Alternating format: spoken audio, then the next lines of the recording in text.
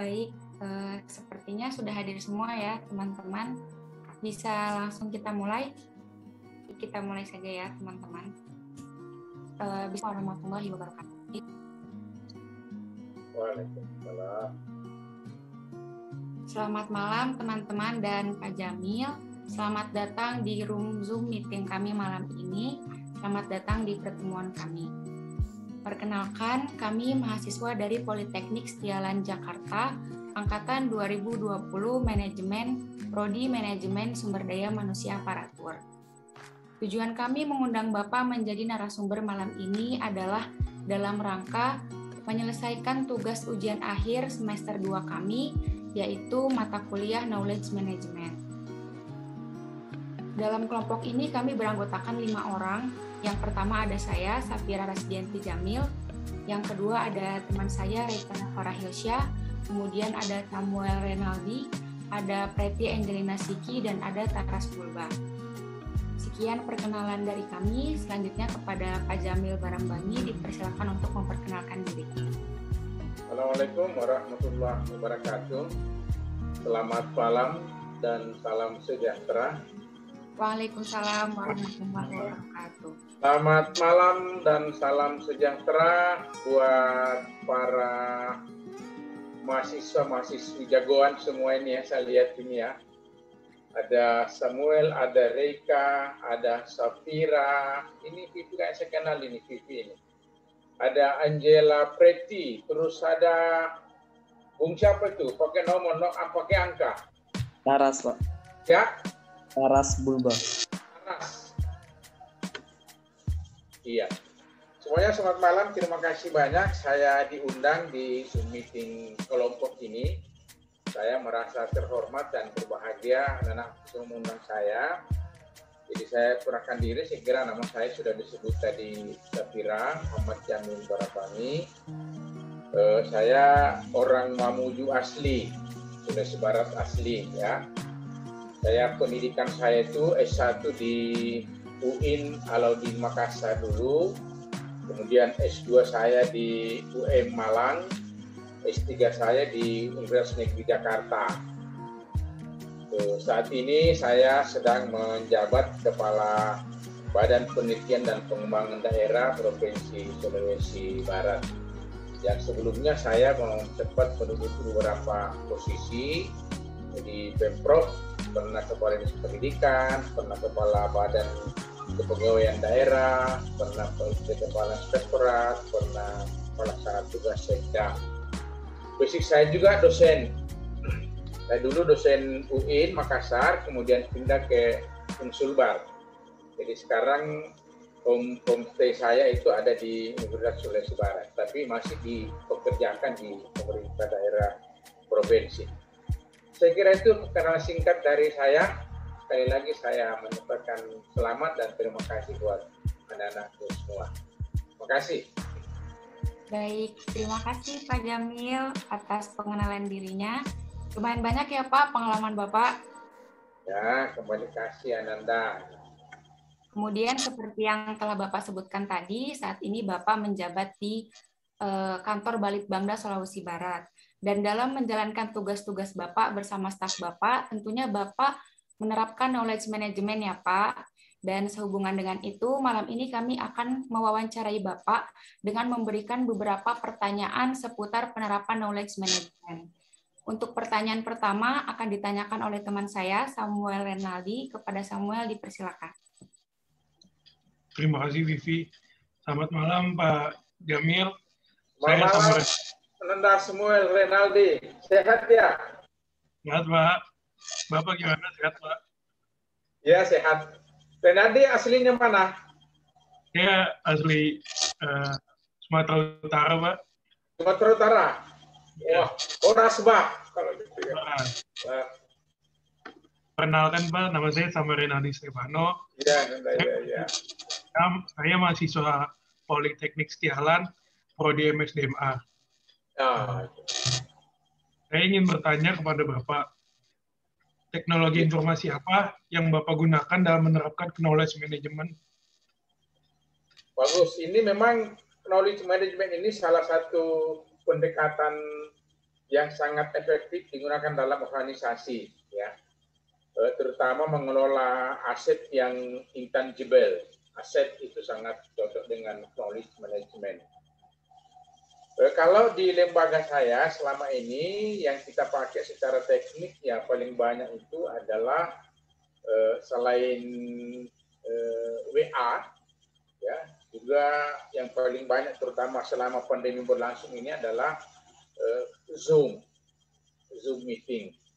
Ini dipakai apalagi kalau berlangsung WFH, itu masing-masing dari rumah oleh para staf, para pegawai, itu kita melakukan pertemuan di udara, rapat di udara dengan cara Zoom itu tadi.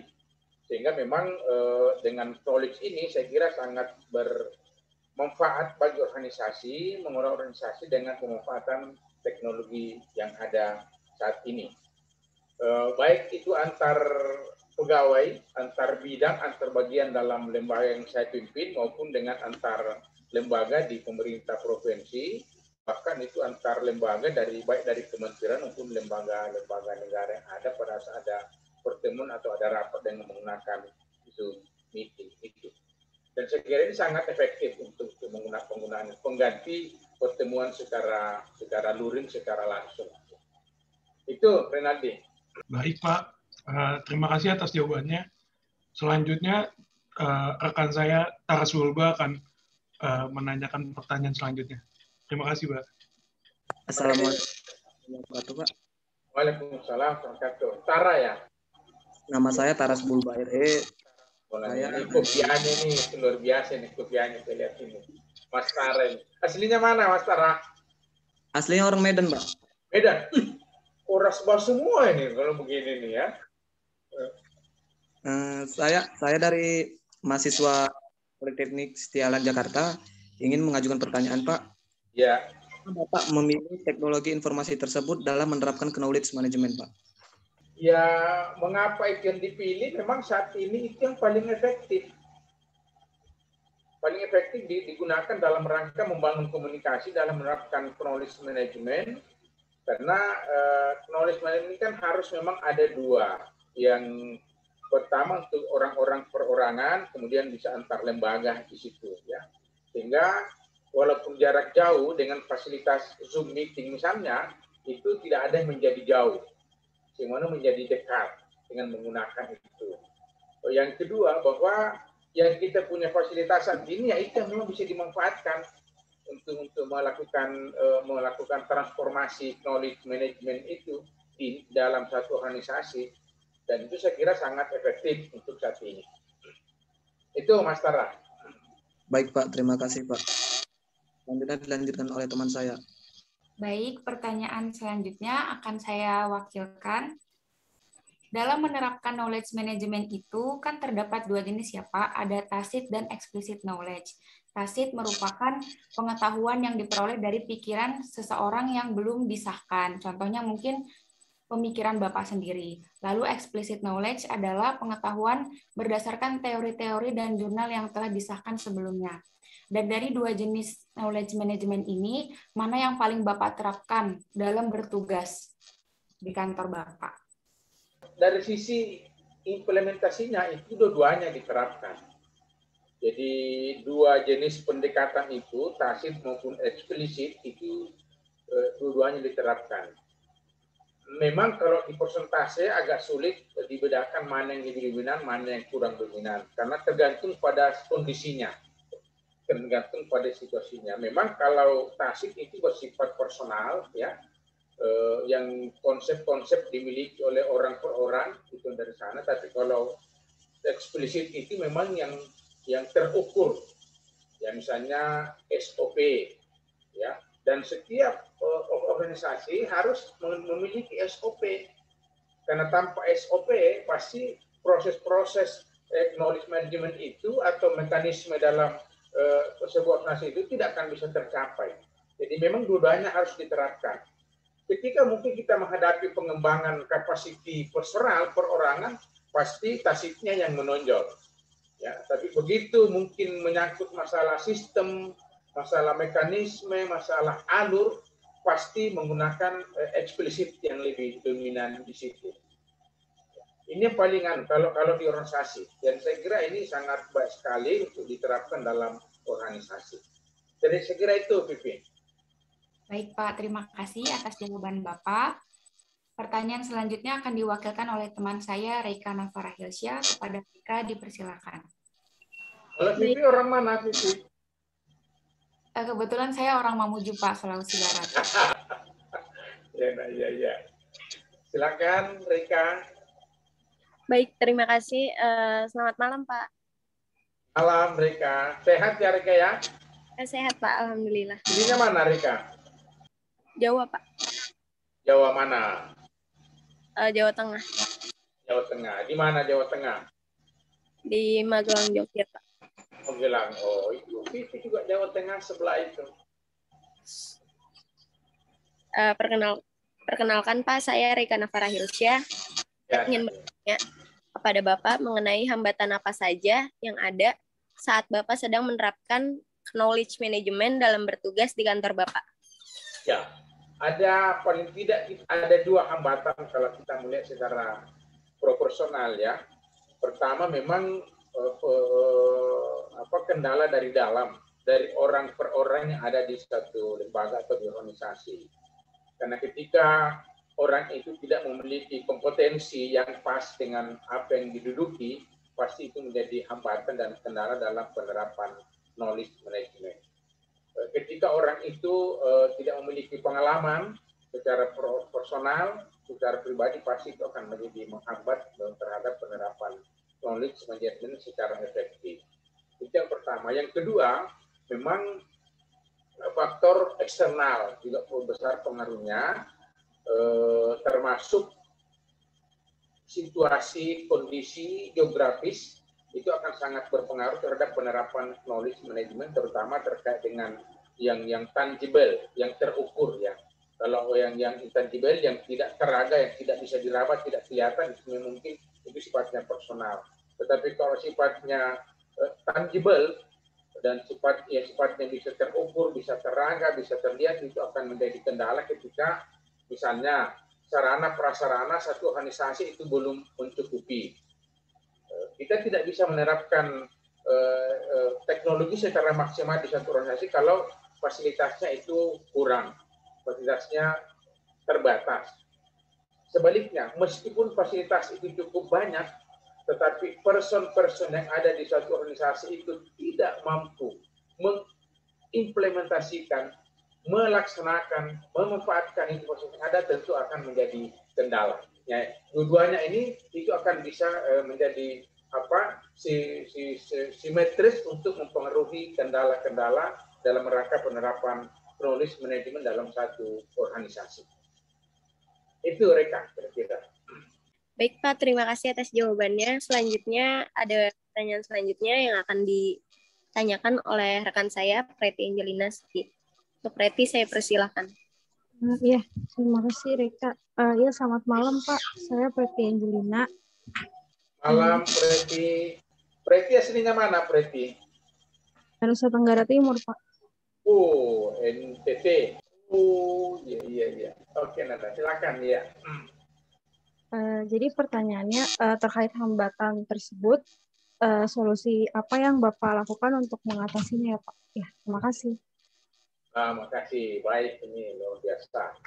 Yang pertama dalam rangka mengatasi masalah tersebut, kita mencoba seperti Bapak lakukan di tempat kerja Bapak itu, mencoba melakukan capacity building terhadap para personal, para pegawai, para staff. Ya, capacity building ini saya ingin sangat perlu dalam rangka mengatasi kendala keterbatasan personal tadi itu. Misalnya di kantor Bapak ini kan mengelola jurnal ya, ada jurnal ilmiah namanya jurnal maju yang Bapak kelola. Sementara staf-staf Bapak di kantor itu kan tidak semuanya memiliki pengetahuan tentang bagaimana mengelola jurnal yang baik. Makanya saya lakukan pelatihan singkat dengan mendatangkan ahli pengelola jurnal dari beberapa perguruan tinggi untuk memberikan transfer dan transformasi ilmu pengetahuan terhadap para pengelola jurnal yang ada di kantor Bapak itu. Itu yang antara lain ya, yang mungkin bisa kita lakukan. Selain itu, tentu ada ada pelatihan-pelatihan yang dilakukan yang disebut dengan service training gitu. Jadi ada service yang secara internal terhadap semua staf, terhadap semua pegawai yang sesuai dengan kebutuhan organisasi. Karena memang knowledge management ini sangat dibutuhkan organisasi apapun, baik organisasi yang bergerak di bidang laba maupun nirlaba, ini knowledge management sangat dibutuhkan. Yang kedua, memang keterbatasan dari sisi sarana prasarana ini juga kita lengkapi secara bertahap sesuai dengan kemampuan organisasi. Di Sulbar misalnya ini sarana prasarana itu masih sangat terbatas, tidak seperti di Jakarta, di Bandung, di Medan mungkin lebih bagus dibanding dengan Sulawesi Barat, Mamuju itu masih jauh lebih terbatas. Apalagi beberapa bulan yang lalu, 15 Januari 2001 itu terjadi gempa bumi di Sulawesi Barat sehingga yang sempat memporak-porandakan sarana dan prasarana fasilitas komunikasi yang ada di Sulawesi Barat sehingga itu sangat terhambat. Oleh karena itu secara bertahap kita lengkapi, kita cukupkan fasilitas sesuai dengan kebutuhan, misalnya komputer kita kapasitasnya masih rendah, RAM-nya misalnya kecil, kita ganti menjadi yang lebih besar sehingga bisa dioperasikan lebih efektif berdasarkan kebutuhan organisasi. Saya kira itu Preti jawaban Bapak. Mudah-mudahan kalian semua tidak puas ya.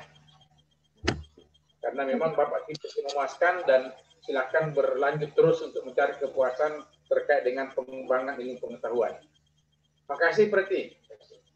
Iya Pak, terima kasih banyak atas jawabannya. Baik, terima kasih Pak Jamil atas jawabannya. Kemudian selanjutnya dari teman-teman ada pertanyaan tambahan? Dari saya cukup. Ada pertanyaan? Sudah cukup Pak. Oke, makasih. Kapan rencana ke Mamuju, ke Sulbar? Nanti Pak, tunggu COVID-nya hilang dulu. Saya undang kelompok ini ke Mamuju kapan-kapan. Tapi selesai COVID dulu ya. Iya Pak, habis COVID. Habis COVID, ya. Nanti cari pas musim durian di Mamuju, baru ke Mamuju ya. Mantap Pak. Ya, mantap. Bagaimana Rika? Bersedia Rika? Sudah cukup Pak. Ya. Bung Medan satu bisa, Bung Medan ke Mamuju kapan? Kalau ada waktu, Pak. Cari waktu liburan. Biar santai-santai. Tapi COVID, Pak. Ya, selesai COVID. Karena COVID jangan dulu. Rumahnya Vivi aja di Mamuju, gampang. Iya, Pak. Oke, Ananda. Makasih. Baik, cukup pertanyaan dari kami, Pak.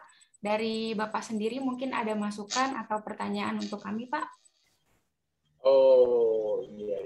Yang pertama, ini memang kuliahnya belum pernah ketemu di darat ya. Di kampus belum pernah ya. Di kampus Politeknik Setialan itu sudah ada lembaga kemahasiswaan seperti Senat Mahasiswa atau BEM. Badan Eksekutif Mahasiswa. Sudah ada. Sudah ada ya? Iya, Pak. Kalau bisa kalian aktif di situ. Karena kalau mahasiswa itu tidak cukup dengan pengembangan knowledge science ya, tapi juga perlu knowledge keterampilan ya, saya kira di situ itu. Dan organisasi itu saya kira kita dapatkan dari sana semua. Tanpa organisasi kelengkapan kita sebagai intelektualitas pasti kurang. Oleh karena itu memang dibutuhkan skill, knowledge skill saya kira dibutuhkan dan itu banyak-banyak didapatkan di organisasi. Jadi bukan cuma otak, sains, ya, neuroscience yang kita tingkatkan kapasitasnya, tapi juga perlu meningkatkan keterampilan teknis, skill teknis yang memang kita butuhkan dalam berkehidupan ini. Yang kedua, saya kira silakan kuliah dengan baik, fokus untuk menyelesaikan studi dan saya kira kalau saya melihat anak-anakku semua ini saya kira punya prospek dan punya kapasitas yang di atas standar rata-rata. Tinggal kemauan dan keseriusan aja yang mungkin perlu ditingkatkan ke masa depan. Saya kira itu yang saya bisa sampaikan. Terima kasih Safira Sedianti dan semuanya, Preti, Samuel, Reika, dan ya. Ya. Selamat. Mudah-mudahan Bapak tunggu deh di Mamuju, kapan-kapan bisa ke Mamuju semua ya.